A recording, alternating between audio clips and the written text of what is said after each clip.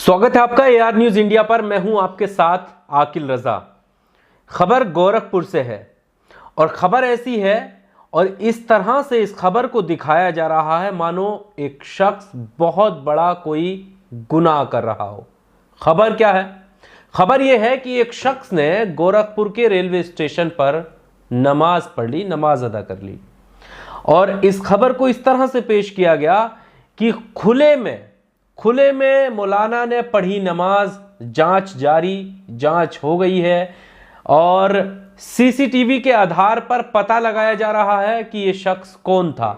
अब आप सोचेंगे कि नमाज पढ़ना तो इतना बड़ा कोई अपराध नहीं है और ऐसी जगह पर जहां भले ही सार्वजनिक तौर पर पढ़ी हो, हम आपके सामने वो वीडियो भी रखेंगे जिस वीडियो में आप देखेंगे कि नमाज पढ़ता हुआ वो शख्स जहां पर दिखाई दे रहा है वहां पर ना तो कोई रास्ता है, ना कोई ऐसी जगह है जहां पर यात्री निकल रहे हों, ना कोई ऐसी जगह है जिस जगह से दूसरे लोगों पर जो है दिक्कत आ रही हो, दूसरे लोगों को निकलने में दिक्कत आ रही हो, ऐसी जगह भी नहीं है।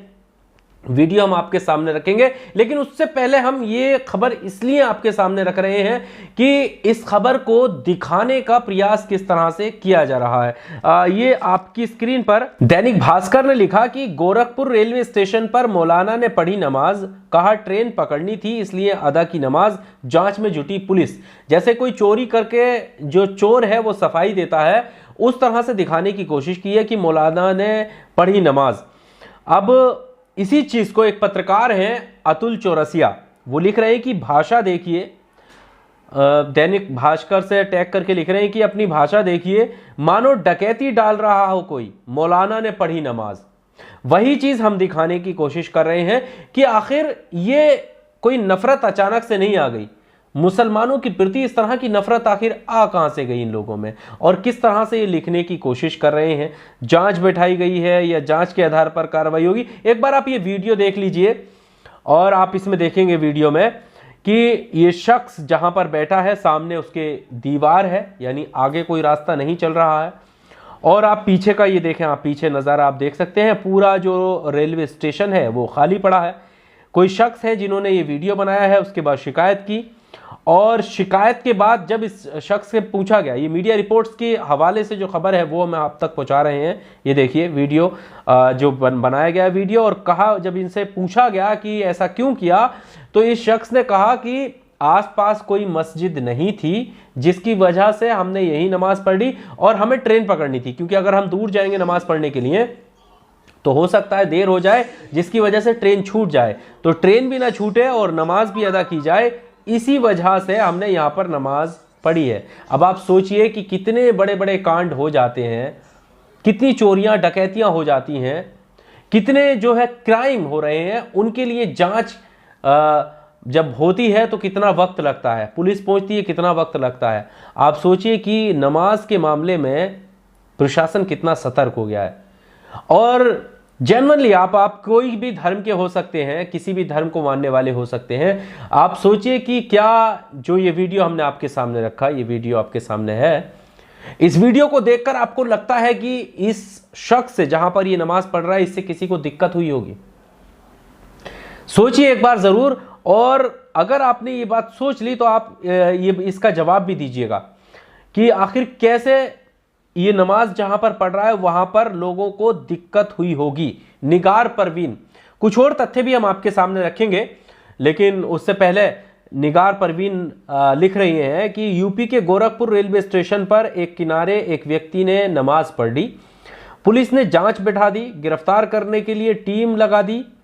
अब बताइए, इबादत यानी पूजा करना कब से गुनाह हो गया? वीडियो में साफ दिख रहा है कि कोई रास्ता रोका गया ना, कोई मतलब रास्ता रोका गया है, किसी को तकलीफ भी नहीं पहुंचाई है। किसकी नजर लग गई है देश को, ये बात निगार परवीन कह रही है।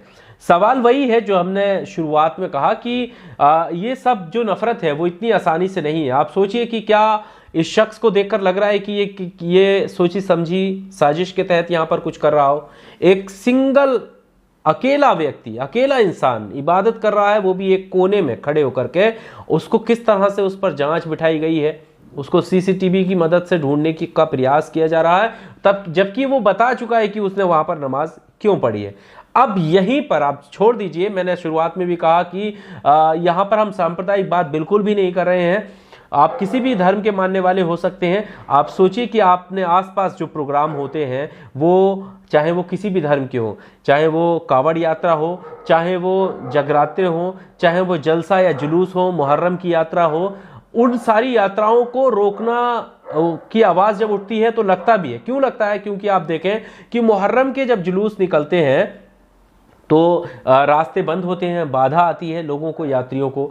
वैसे ही कावड़ यात्रा हो या कोई और यात्रा हो दूसरे धर्मों की, उसमें भी दिक्कत आती है। तब लोग कहते हैं तो अच्छा लगता है कि हाँ, इनको रोकना चाहिए, क्योंकि आम नागरिक को परेशानी नहीं होनी चाहिए। आप सोचिए कि यहाँ पर अगर कोई व्यक्ति, जगह जगह अपनी आस्था को मानने वाले लोग हैं, कोई दूसरे धर्म का अगर अपनी पूजा इस तरह से कर रहा होता तो क्या यही संस्थान इस तरह से लिखता कि देखिए कि कैसे, जैसे यहाँ पर लिखा कि मौलाना ने नमाज पढ़ी, जांच जारी, पंडित जी ने पूजा करी, जांच जारी, ऐसा लिख सकता है? नहीं लिख सकता। लेकिन ये एक सोची समझी साजिश के तहत हो रहा है। इस वीडियो में सिर्फ इतना ही। आपको क्या लगता है इस तरह के खबरों को लेकर जो आपके सामने लाई जाती हैं और इस सोची समझी साजिश के तहत लाई जाती हैं, इस तरह से दिखाने का प्रयास किया जाता है कि मानो ये बहुत बड़ा कोई गुनाह हुआ हो।